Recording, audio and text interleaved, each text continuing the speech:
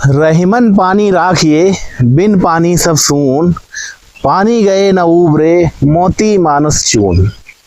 रहीम जी का ये दोहा आज एकदम बिल्कुल चरितार्थ होता है, एकदम सत्य साबित होता है। मैं इस समय दिल्ली की प्राणदायिनी, दिल्ली की जीवनदायिनी नदी यमुना नदी के किनारे खड़ा हूँ। तो दोस्तों, आज हम आए हैं यमुना रिवर पर, कालिंदी कुंज बैराज से हरियाणा की तरफ जाते हुए। मैं आपको यमुना रिवर की आज वास्तविक हालत दिखाना चाहता हूं। आप मेरे साथ बने रहिए, मैं दिखाता हूं आपको कि यमुना रिवर को हम इंसानों ने, माफ़ कीजिए मैं इंसान कह रहा हूं, इंसान होते तो इंसानों जैसी हरकत करते। मैं इंसान क्या कहूं, लोगों ने क्या हालत बना दी है। ये हमारे देश की एक बहुत ही पवित्र नदी कहा जाता है। इस नदी से पूरी दिल्ली की प्यास बुझती है। सोनिया विहार वाटर ट्रीटमेंट प्लांट से जो पानी ट्रीटमेंट किया जाता है वो पूरी दिल्ली में सप्लाई किया जाता है। दिल्ली में वजीराबाद से इस नदी के प्रवेश से लेकर और कालिंदी कुंज बैराज तक निकलने तक ये नदी एक गंदे नाले में तब्दील हो जाती है। आइए, अगर आपने वजीराबाद की तरफ, अगर डैम की तरफ देखा होगा, वहाँ पानी बहुत साफ़ होता है। वहाँ पर मछलियाँ भी होती हैं। वहाँ लोग उस वहाँ नदी में नहाने भी जाते हैं, तो देखते हैं वहाँ पानी बहुत साफ़ होता है। लेकिन दिल्ली में जैसे जैसे वजीराबाद से बढ़ते हुए और कई एरियाज़ को, लगभग 22 किलोमीटर के एरिया को कवर करते हुए ये नदी जब कालिंदी कुंज बैराज से होकर हरियाणा की तरफ प्रवेश करती है तो ये गंदे नाले में बिल्कुल तब्दील हो जाती है। लोगों ने इतना अवशिष्ट पदार्थ इसमें, इतना कूड़ा, इतना वेस्टेज वाटर इसमें छोड़ा है। इसने नालों का पानी फेंका है, इतनी फैक्ट्रियों का पानी बहाकर इसमें छोड़ दिया है कि जिसकी वजह से दिन ब दिन ये गंदी होती चली जा रही है।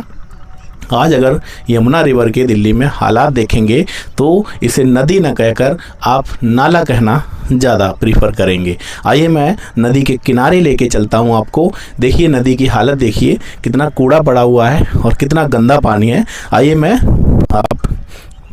आप नज़र बनाए रखिए, मैं धीरे धीरे नीचे उतर रहा हूँ।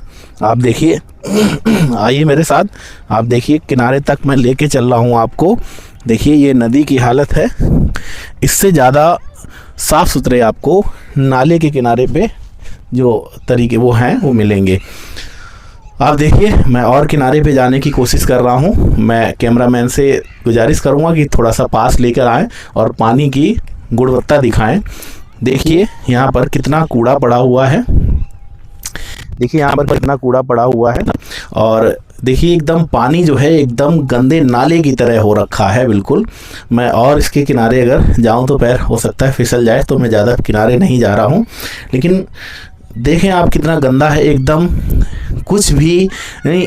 जो एकदम साफ़ पानी जो होता है, ट्रांसपेरेंट पानी होता है, बिल्कुल ऐसा नहीं है। यहाँ पे अगर आप देखेंगे 1 इंच गहराई का भी कुछ भी नहीं दिख रहा है। एकदम लोग यहीं पर कूड़ा फेंकते हैं, यहीं पर कूड़ा बहाते हैं, गंदा पानी बहा देते हैं। कुछ लोग यहाँ पर किनारे पे बैठ के शौच भी कर रहे हैं। मैं उधर कैमरा नहीं दिखाना चाह रहा हूँ। देखिए कितनी गंदगी यहाँ पड़ी हुई है, एकदम गंदा पानी हो चुका है। मैं एकदम, हमारे सामने उधर आप देख सकते हैं, उधर नोएडा के ऊंचे ऊंचे आलीशान फ्लैट बने हुए हैं और जस्ट बगल में इधर ये नदी बह रही है। आज दिल्ली में 9 जून को शाम को जिस तरह से तेज धूल भरी आंधी आई, अचानक से पूरे आसमान में धूल के गुबार उड़ने लगे। जब इतनी धूल देखी तो समझ में आया ये धूल इतनी आने का कारण क्या है। इतनी धूल भरी आंधी आने का सिर्फ एक ही कारण है कि मनुष्य ने अपने स्वार्थ के लिए, अपने स्वार्थों की पूर्ति के लिए वृक्षों की अंधाधुंध कटाई की है। वनों को अपने उपयोग के लिए अंधाधुंध उनका दोहन किया है।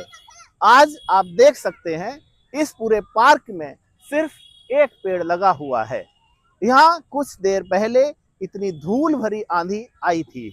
ये सिर्फ वृक्षों की कटाई की वजह से धूल भरी आंधियां आनी शुरू हो गई।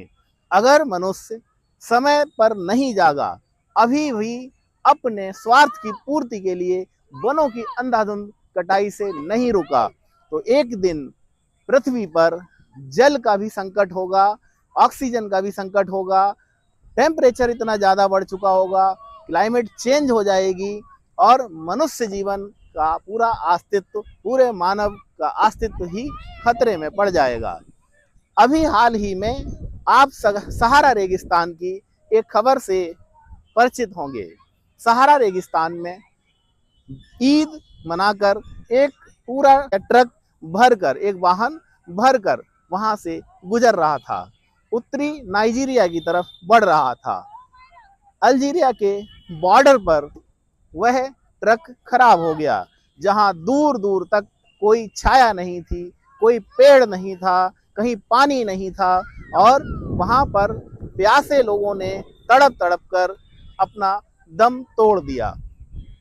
उस वाहन में से किसी तरह दो लोग लगभग 50 किलोमीटर दूर जाकर लोगों को खबर देते हैं कि वहां पर एक ऐसा हादसा हुआ है। जब तक राहत कार्य शुरू हुआ, जब तक बचाव दल उनके पास पानी लेकर पहुंचा, तब तक देखा लगभग 49 लोग प्यास से तड़प तड़प कर दम तोड़ चुके थे। जब अगर हम इस घटना से सचेत नहीं हुए, अगर इस घटना से हमें सबक नहीं लिया हमने, तो एक दिन हमारे साथ भी ये हो सकता है। जिस तरह पेड़ों की अंधाधुंध कटाई हो रही है, उस तरह वो दिन दूर नहीं है जब हम दिल्ली में या पूरे भारत में धूल भरी आंधियां झेलेंगे, फसलों की पैदावार कम हो जाएगी, बारिश कम हो जाएगी और क्लाइमेट चेंज हो जाएगी, तापमान बढ़ चुका होगा, हमें सांस लेने में भी दिक्कत आएगी। तो आइए हम संकल्प लेते हैं कि हम पृथ्वी को हरा भरा बनाएंगे। अपने जीवन काल में लगभग प्रत्येक आदमी लगभग 100 पेड़ अवश्य लगाएंगे और उन पेड़ों को उनकी देखभाल करेंगे, उन्हें सुरक्षा प्रदान करेंगे, उनको हरा भरा होने तक, उनको बड़ा होने तक उनकी पूरी केयर करेंगे और वनों की कटाई पर रोक लगाएंगे। आइए हम संकल्प लेते हैं कि जब भी हमारी जिंदगी में कोई खुशी का दिन आएगा, चाहे वो हमारा जन्मदिन हो, चाहे हमारी शादी की सालगिरह हो, या जब भी हमारे घर में कोई खुशी का मौका हो, हम अपने उस खुशी के मौके पर एक पेड़ जरूर लगाएंगे। और सिर्फ पेड़ लगाना ही मकसद नहीं है, उस पेड़ की हिफाजत करना भी हमारा मकसद, उस पेड़ को बड़ा होने तक उसको देखभाल करने का भी हमारा मकसद होना चाहिए। इस तरह अगर हम अपने जिंदगी के अगर 70 वसंत भी देखते हैं, तो हम अपनी जिंदगी में 70 वर्ष की उम्र में लगभग 70 पेड़ अवश्य लगाएंगे। इसके अलावा अपने बेटे के जन्मदिन पर, बेटी के जन्मदिन पर, अपनी शादी की सालगिरह पर, जब भी कोई खास मौका हो तब भी एक पेड़ लगाएं और इसे अपनी आदत में शुमार कर लें। और इस तरह हमारी पृथ्वी पर केवल पेड़ ही पेड़ हरे भरे दिखेंगे, जिनसे हमें ऑक्सीजन मिलेगी, पर्यावरण संतुलन बढ़ेगा और हमारा पर्यावरण हरा भरा होगा। धन्यवाद।